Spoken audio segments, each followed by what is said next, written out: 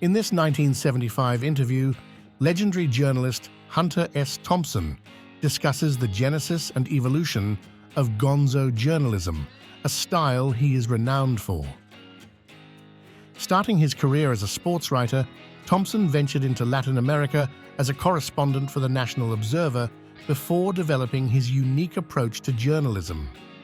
Here, Thompson reflects on the creation of Gonzo journalism, his landmark works like Hell's Angels and Fear and Loathing in Las Vegas, and the intense personalization and active participation that define his style. He also shares anecdotes from his experiences covering political campaigns and the challenges of balancing personal involvement with objective reporting. Join us for an insightful exploration into the mind of one of journalism's most unconventional figures. Hunter, you started out, I believe, as a sports writer. And then you went to Latin America, and you were a correspondent there for a while for the National Observer. Then you finally came to something that you call Gonzo journalism. And you've done that mostly for Rolling Stone, I think, is sort of a national correspondent for them. Is that right? Yeah. What is Gonzo journalism, and why do you call it that? That word has really plagued me because first I realized I was doing something different. It's at some point really for Scanlan's magazine rather than Rolling Stone, even before Rolling Stone. But I wasn't really in this country when the new journalism sort of began.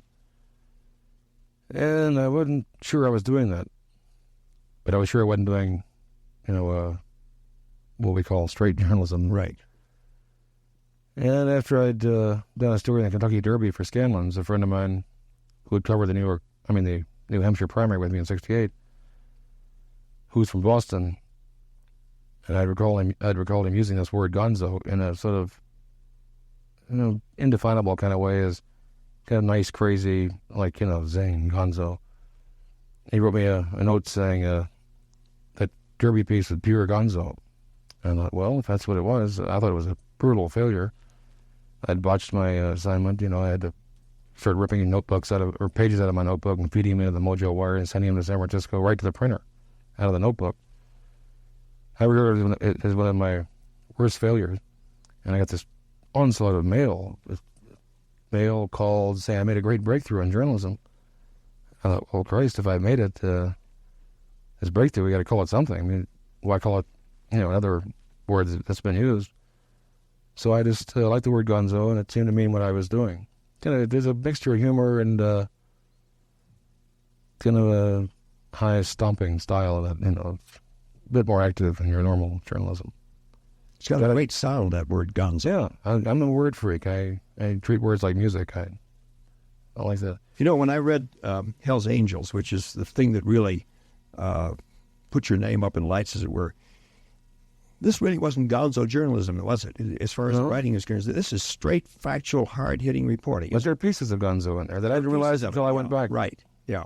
But when you were writing this, you were writing it like you would, well, not like you perhaps would have written it for the National Observer, but the style is so different from Fear and Loathing in Las Vegas, for example, which is... Well, that was pure Gonzo now. Yeah. That was, I can't dance too much, but that's my form of dancing. That was just a straight act. The Vegas is my favorite book because it's such a tight, hard, it's just an exercise in writing. This was more journalism. And I think maybe what I discovered in that, it was being the first book I'd ever written, I never had that much room. Yeah. And I never had that kind of space that would allow you to let your mind wander and, what if. Yeah. And that's all it makes, that's pretty grim stuff, having lived with those buggers for a year and a half. You need a little break, and if you have to create it yourself at 5 a.m, just to have some fun. I hate to write. Normally, I really despise the work. And all I can really get off on is things like that. When I can let my mind run, I start to laugh. Right. I'm just doing the Dickens just to laugh at his typewriter. Yeah. I don't laugh at my typewriter until I hit one of those, what I consider a pure Gonzo breakthrough. Then it's worth it. All the work. Sometimes I have the impression from your writing that your typewriter is an enemy, and it's a struggle as to which one's going to come out on top. No, what I've finally figured out when I've been asked what Gonzo means for so long, that I'm forced into at least a pretense of finding a serious definition. And when I went to Vegas to do, actually, when I realized I was going to do a book out of it or a long article, what I've been trying to do for a long time was to eliminate the steps or the blocks between the writer and the page. That's why I always get the fastest and newest typewriter. If they make one that costs $12 million, I'll write a bad check and get it for a while. And it's the steps between what you're thinking and what you want to put on the page. Isn't intense personalization a characteristic of Gonzo journalism? And that is not only your intense personalization of the story as you write it, but your intense participation. You're right in the middle of the action yourself, which is something which the ordinary newspaperman or journalist is not. He stands aside. Well, that's the difference. That's what, when I was forced to make a distinction between Gonzo and what Tom Wolfe calls new journalism, that was the first and most obvious one that came to mind.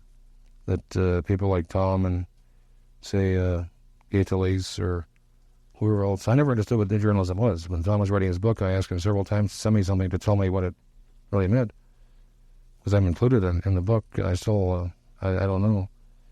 But it seemed like that was the most obvious difference, that they go back and recreate situations. Whereas I'm either too lazy or incompetent or something. I can only get into a story when I'm right there, which makes for a problem sometimes. Well, I couldn't help, and I think many people probably have compared you with Tom Wolfe because you're both very strong as far as style is concerned. He has a different style from yours. But to me, it seems that Norman Mailer is closer to you because he gets involved in the story just as you do. Well, I remember in August of '68, when Mailer was writing about Chicago, I was there. Yes.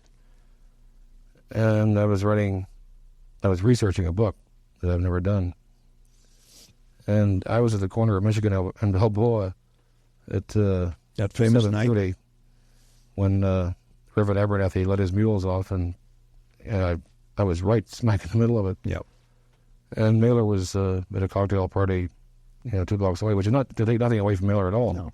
Because I think he's broken ground for a lot of people. Mailer was really an icebreaker for me and Wolfe. He deserves a tremendous amount of credit for having had the balls to go ahead and plow his own ground. And if there is somebody who really, in this century anyway, say since Stephen Crane or people like that, in our time, Mailer really has plowed the ground that I think we're sort of trying to define now. Wolfe in his way, me in mine, other people in theirs. Then we have another thing in journalism that I've noticed, and I know you have all our careers, and that is that sports reporters have a special quality that they inject into reporting: style, a color, a philosophy, which the mainline reporters don't have. Goes back as far as people like Hemingway and Ring Lardner. I was going to say, if you give me some examples, that's pretty heavy to spring on me there. Well, you want to explore maybe a reason or two for that? Yes, I'd like to. I think two come to mind right away. One would have to do with, you have to assume you're dealing with writers rather than reporters, which I make a very, very strong distinction between, rather than journalists and novelists, say. And sports reporters are used to being lied to. They're used to, and especially young ones, they see their, the people older than they are and the sort of heavies in the field accepting it. And the best of it makes angry. And that's one reason. You come in with was Hemingway's phrase, the most valuable tool a writer has is a foolproof bullshit detector. That's not right, but it's just about right. And sports reporters, sports writers, with the obvious exceptions, there may be one or two, no, they're being lied to. It's a whole horrible con job. And you either accept it or you don't. I chose not to. So that's one reason. Until you come in any other kind of politics with a background of being conned all the time, and of having gone along with it a little bit, maybe, and maybe not, or when you didn't, getting punished for it. So you come in a little angry. And the other thing is that sports writing has such a this is where you get the distinction between writers and reporters. You get, in sports writing, the opportunity to use verbs and adjectives naturally that would never come up in political writing or even general reporting. I remember I used to edit 2 papers at the same time in Florida. And I would have a hell of a time with several football games on one weekend, writing the headlines. You know, the Eagles would squash somebody, and the Penguins would rip somebody, and somebody else would stomp somebody. And there's a great sense of kind of presence in sports writing. You know, you want the feeling of the grass, you know, the atmosphere of the crowd, the tension, the excitement. You get a tremendous leeway with the usage of words. You know, where you have to weigh your meanings and that sort of thing in political reporting. You don't have to in sports writing. But in fact, the wilder you get, the better it is. That's right. Well, what about your style? What about Gonzo journalism? When it comes to these intensive investigative stories, the sort of thing that was typical of Watergate, how do you cope with that kind of thing? Or can you really cope with it in Gonzo journalism? Don't you have to have somebody out there doing the digging first? Yeah, one of the great ironies of my life is that I was in the Watergate the night that they broke in. You were? I was in the bar with Tom Quinn, a sports columnist for the now defunct Washington Daily News. And we'd been swimming downstairs. There were only 2 places in Washington I could stand. One was a Watergate pool. The other was a hillbilly bar called the Shamrock, which is now closed, which gives me even more reason not to go back. But I can kind of excuse myself for I'm not in the habit of going to every place and looking for tape on the locks and every, particularly big hotels. But being a one-man staff really at the time, I know there were 2, but no, at that point there were really 1. Tim Gross hadn't really come in yet. And, or if he had, but he'd gone off on his press book.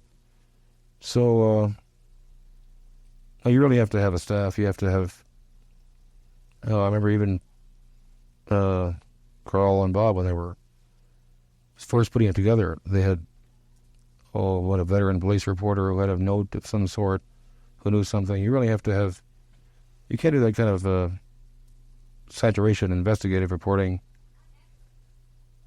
No, you might do it once if you really stumble on, if you find a thread you can pull on. I remember that... Cy Hirsch does that. Yeah, Cy does.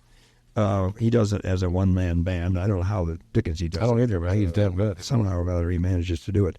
But I remember you were talking with... He's mean. Yeah. That's one of the main qualities of... Yeah. Of, I think, honest... Yeah. I consider myself honest, though I might be a little bit weird. I think meanness is a very critical quality.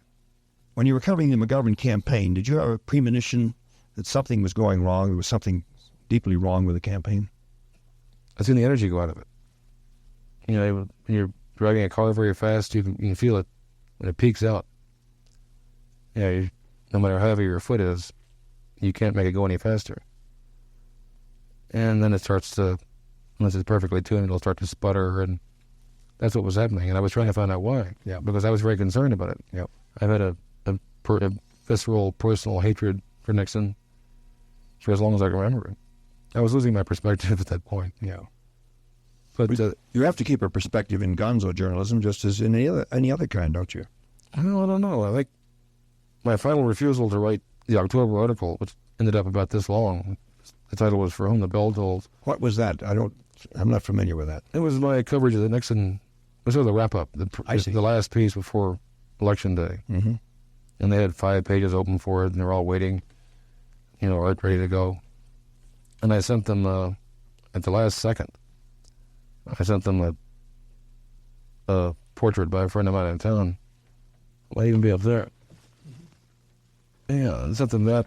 I re-elect the president with a death's head. Yes. And about 500 words, which I still consider to be probably the most cogent 500 words ever written on the campaign. Just saying I was so disgusted that with the country and with the campaign that I couldn't write. I didn't feel like writing.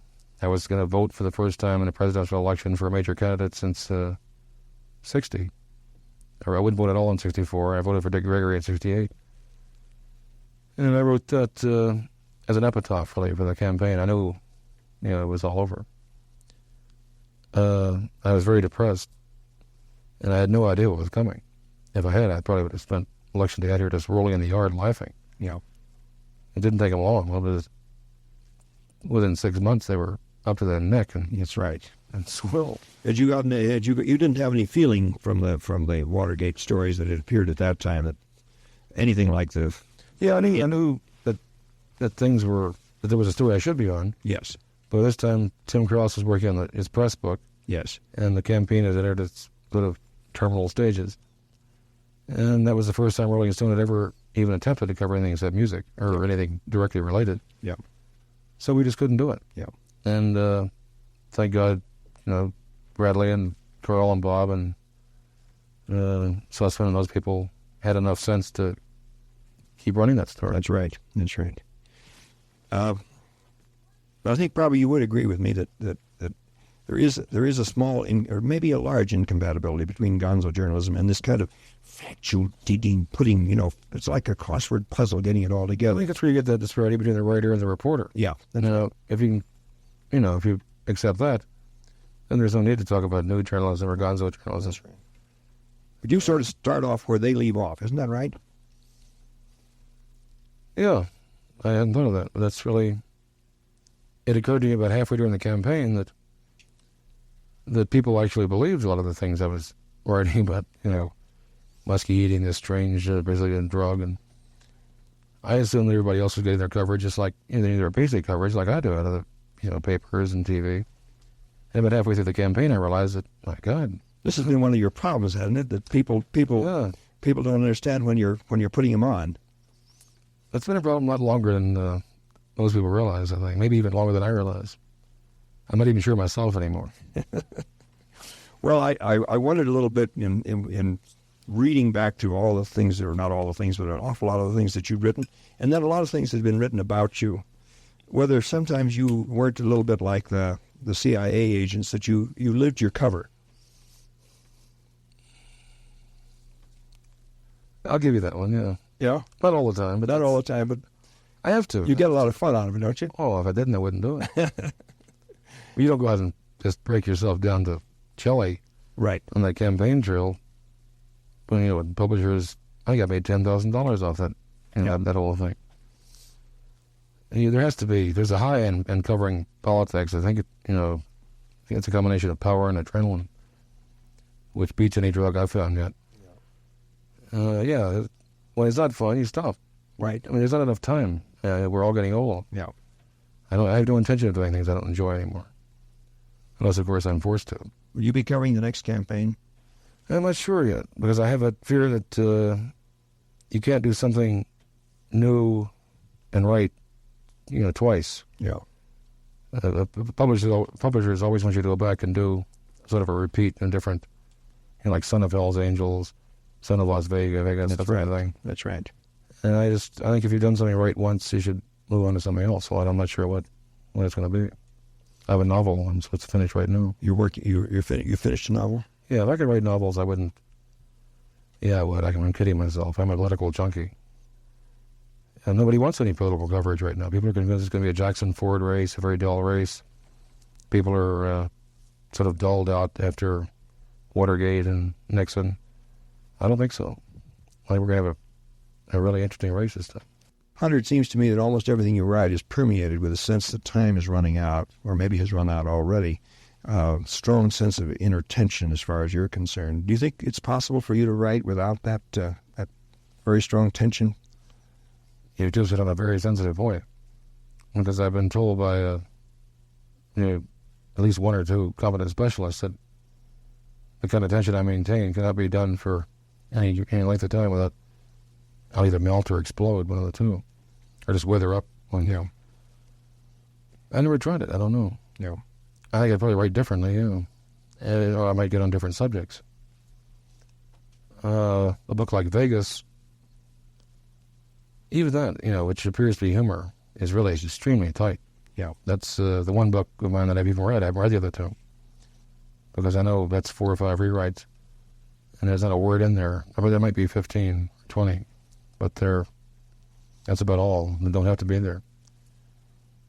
And I'm not sure just where the tension comes from. It's whether, it can be drug-induced or adrenaline-induced or time-induced. that I think was because I wanted to write it just like that. Maybe I could. I guess I'm going to have to find out. Yeah. I don't know. And when you're writing something like that, don't you feel yourself in the grip of that kind of fear that you're writing? Oh, I don't sleep. I have to get my mind right into what I'm writing about. I have to stay there. Right. That's why I have to write at night. Yep. Because during the day, if I try, there's always something. Phone calls to people in the driveway. I tried writing on the porch in the sun. I tried writing in here. But I have to have time to drift into that kind of mindset and be there. What about the drug culture? There's an awful lot in your books about drugs, and you talk about taking them yourself all the time. Is this essential to the time you're living in, or is it something personal with you? I think it was for a while in San Francisco in the middle 60s. Mm-hmm. And to understand that and to be a part of it and to be accepted and to write about it, which is not to say that's why I did it. I did it because it was fun. I never really thought of myself as either a spokesman for or as a part of the drug culture, although a lot of other people do. I have to be a person who does most things to excess. And so it just would, be normal that I'd do it with drugs. I'm pretty selective, and I've learned a lot. Yeah. And maybe I've burnt my mind up. Maybe I've gone crazy. Maybe I've destroyed myself. But it doesn't worry me too much right now. Seems to me you have a remarkable facility to create for the reader the feeling of what it's like to take a drug or to take a combination. It's usually a combination. That's what the Vegas thing was intended to do. It was originally written I was thinking of it in terms of, in visual terms, as a screen thing. Yep. After 5 years of living in it, I realized that nobody had conveyed that feeling. And I'm not sure that does. A couple of other people have tried to do it, and I'm not talking about contemporaries. I'm thinking about Confessions of an Opium Eater. I don't know whether you ever read it or not. And some of Coleridge's things, which were written either supposedly or possibly when he experienced the use of opium and various drugs. But the images that come through from their writing are totally different from yours. The factor that comes in yours, to me at least, is this factor of tension. They often have these sort of beatific, I don't know how you pronounce it, dreams, and they go off into marvelous fantasies. But your fantasies have an element of terror in them always. Well, that's because, for one thing, I tend to favor drugs that increase the intensity of any experience. Mm-hmm. I've never been really a fan of crass or any kind of downers. Mm-hmm. I'd have tried heroin once or twice. That didn't interest me at all. I like anything that intensifies the experience, and sometimes you can go a bit too far. Then you get real terror. Yes. And but once you move through that, you've gone to the bottom of your mind, and there's nothing there that's going to, no horrible animal's going to come out and, frighten everybody around you and embarrass you tomorrow. I was told for years that I was too violent to eat LSD. Mm-hmm. And I was basically a violent person, and all these people liked me and could get along with me on occasion. That under no circumstances should I ever touch that stuff, because it really robs you of all your defenses. Whatever you're going to do, you're going to do. There's no, like junkies talk about smack. There's a phrase called walking with a king. You're on a different level. Did you ever read William Thompson's Edge of Consciousness? You familiar with that at all? No. It's interesting, and I think you'd like reading it, because Bill Thompson has a theory that writers like yourself and poets, particularly and artists, people who have intense consciousness, really are capable and do in what they see and what they feel and experience, something which lies ahead in the future. They really are in the future. If you want to know what the future is, you go to people of this kind. That's weird. Where do you see the future of the world and the country? Is it going to be more violence, or are we on the crest of a wave, or maybe even passed over that tremendous wave of violence that marked this country in the late 60s and the early 70s? I don't think this country can afford that kind of violence anymore. Violence is really a luxury. Yeah. You learn that after you've been in it for a while.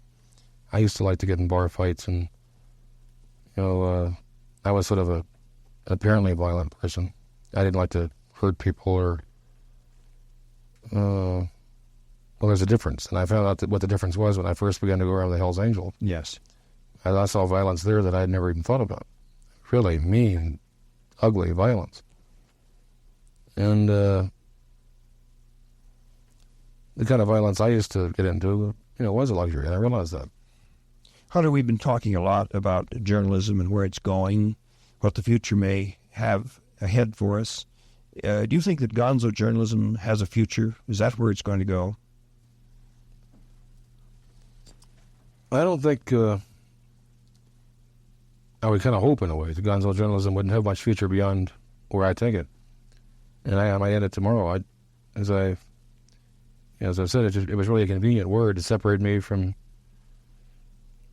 something I knew I wasn't doing, and yet also to keep I want to emphasize a respectful difference from the new journalism.